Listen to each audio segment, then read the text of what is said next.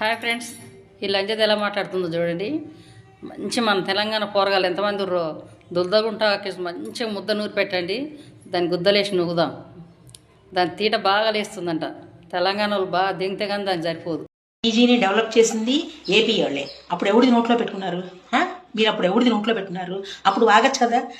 మీరు దెంగేయండి ఇక్కడి నుంచి అనేసి. అప్పుడు బాగా రుచికరంగా ఉందా?